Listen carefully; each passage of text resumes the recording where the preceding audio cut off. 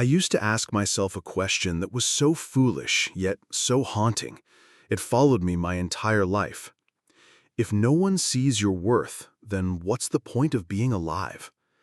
I believed I was worthless, just a junkie, a broken product of an abusive childhood, someone the whole world had written off.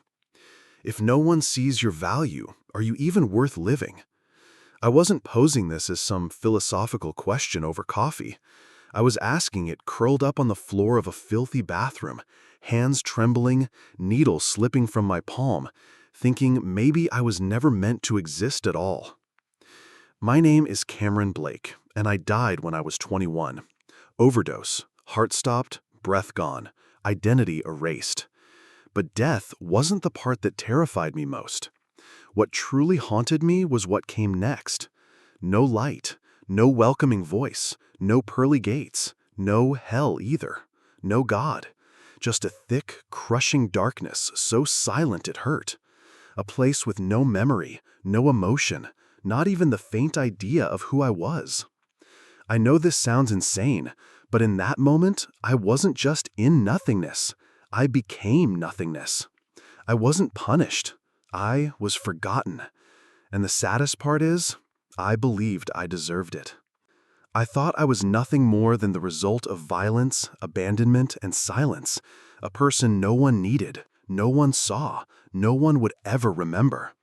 But I came back, and what I learned on the other side of death is something I believe you need to hear too, especially if you've ever felt invisible like I once did.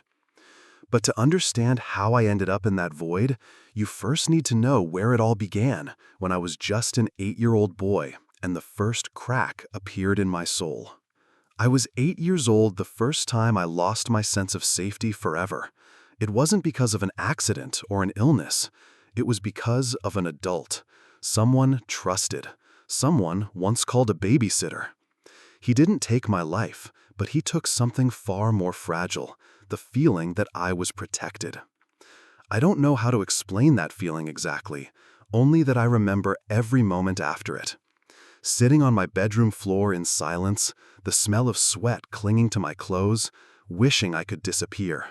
No one knew, no one asked, no one looked at me long enough to notice that something in my eyes had shattered.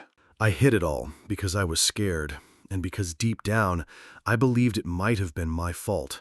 I learned how to fake a smile, how to avoid eye contact, how to become a shadow that didn't cause trouble. I still went to school, but things only got worse. I was the strange kid in class, the one with the wrong religion, the wrong way of speaking, the wrong way of sitting still. No one picked me for games, no one invited me to birthday parties, and no one stood up when I got kicked on the playground. I remember one time I fell on the blacktop, tore my knee open, blood soaking into my white socks, and a boy nearby muttered coldly, "He deserves it." And that's when I started to believe it. Maybe I did deserve it, deserved to be ignored, deserved to be looked down on, deserved to be hurt. Because if I truly had any worth, then why didn't anyone see it?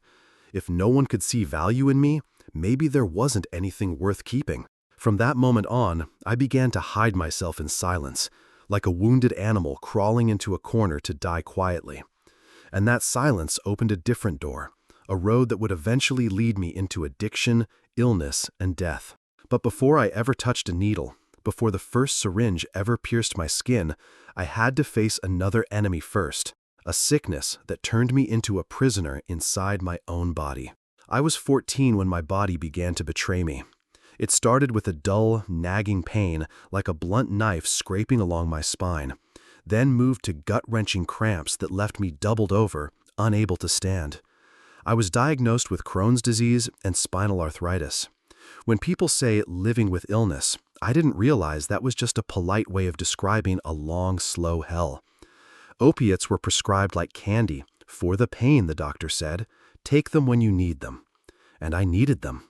Soon, I couldn't tell the difference between the pain from the disease and the pain from not having the drugs. There's a craving more seductive than heroin itself, the feeling of forgetting who you are, every time the medicine kicks in. I started skipping classes, missing exams, abandoning every reason to keep trying. I dropped out in 9th grade, and no one reacted like it mattered. I slowly vanished from the world, and no one even bothered to say my name anymore. The only thing that remained were the pills and the people like me, lost souls surviving from one fix to the next. I did whatever I had to for money, washed dishes, cleaned out storage rooms, and eventually I sold my own body. That kind of existence isn't living, it's resisting decay.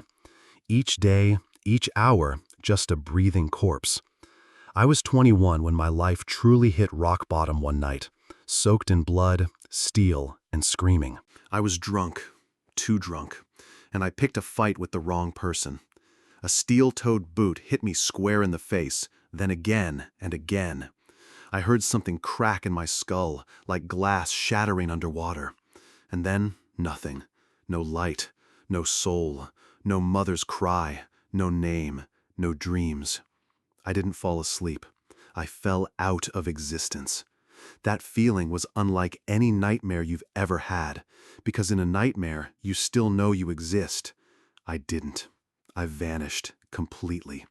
I did not die in the biological sense, but the last human part of me died that night. And the thing that still sends chills through me is this. I didn't feel fear. I didn't feel rage. I only felt one thing, that at last I belonged somewhere. A place where no one looked at me, but no one judged me either. A place with no light, but also no expectations. I used to think death would be the end of suffering, but it wasn't. It was the most terrifying continuation of what it feels like to be completely invisible. Just when I thought I would be swallowed by that nothingness forever, something unexpected happened. A faint light, thin as a strand of hair, quietly appeared in the distance. It wasn't blinding or radiant, it was simply there. And in a space where absolutely nothing existed, the presence of that light meant more than all the words ever spoken. It moved closer, and with it came a presence I can't describe with human language. It was vast like the universe, yet intimate like a breath. I didn't see a face, but I knew it was God. Not an old man in the clouds, not a religious symbol, but a pure source of life that made everything in me melt. I didn't hear a voice the way we hear things on earth, but a kind of communication so deep it went beyond words. And what I heard was this: you have always been worthy, even when you couldn't see it. I began to weep, though I no longer had a body to cry with. Memories flooded back like a broken dam. The times I hated myself, the times I tried to die, the moments I whispered, "You're nothing." And that presence didn't judge me, didn't scold me. It embraced it all, the darkness, the mistakes, even the parts of me I was most ashamed of. Then something else came to me, as clearly as if it were etched into my soul. Forgiveness isn't forgetting the past. It's refusing to let the past define who you are. I was shown my life, not like a punishment, but like a story still being written. I saw every person I had hurt, every person who had hurt me, every chance I had let slip by. But more than anything, I saw this one truth. I had never been abandoned. Even at my lowest, I was seen, I was waited for, I was loved. By something greater than me, greater than all my failures. And then I was given a choice. No pressure, no promise of reward. Just one question echoing through my soul. Do you want to go back and rewrite your story? I didn't answer with words. I thought of my mother. I thought of the 8-year-old child inside me who had never once been protected. And I thought of someone like me, out there somewhere, just about to give up. I woke up to the sound of monitors beeping, harsh white lights, and the familiar sting of hospital antiseptic. Everything was blurry, aching, and foreign, like I was being born for the second time. But I didn't feel grateful. I didn't cry because I survived. I didn't believe it was some kind of miracle. I just breathed because my body forced me to breathe. And when my eyes first met the ceiling of the ICU, my only thought was, I'm back in hell. A hell with EKG machines, IV drips, the cold stares of doctors, and the exhausted sigh of my mother. I didn't tell anyone where I had just been. Who would believe it? Who would want to hear about a place with no light, no voices, no self? But I knew I had died, and that death didn't teach me fear. It taught me something far more terrifying, that a person can vanish from this world without leaving a single trace behind. I started asking questions I'd never dared ask before. If I'm not worth remembering, then what could make me meaningful? If no one needs me, could I find a reason to need myself? I didn't have answers, but I had a new hunger. A hunger to understand why I was sent back. To do something, anything, to make this life count. I signed up for the GED exam, slow, uncertain, shaking. I sat among 16-year-olds, feeling like a ghost. But for the first time in my life, a teacher looked at me not with pity, but with belief. She placed the test paper on my desk and simply said, "You can do this." Just 5 words, but I never forgot them, because for all those years, not a single person had believed in that.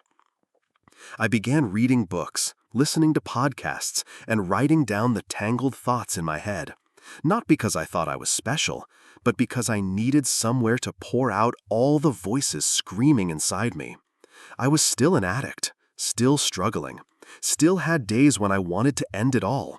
But a tiny part of me had begun to stir.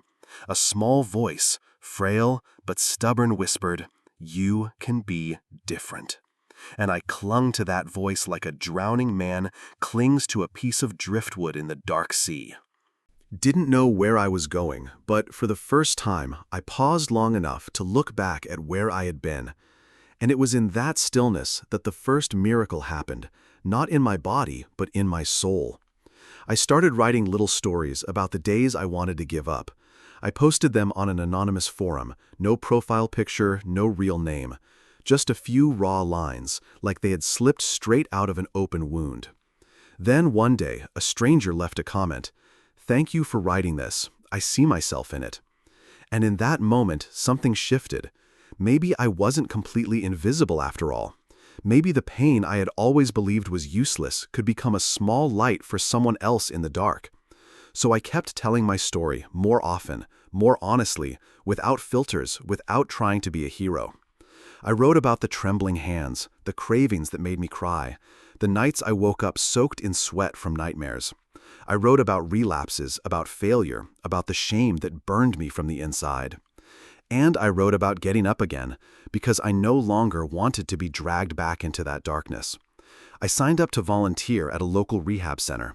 At first, I just swept floors, delivered food, and sat in on group sessions. One day, I heard a 17-year-old boy say, "I think I'm broken. I don't think I can be fixed." I sat next to him, not to preach, not to correct, just to say, "I get it." His eyes shifted, just slightly, but I saw it. I didn't need to be better than anyone else. I just needed to be real with myself. Slowly, piece by piece, I felt myself coming back to life.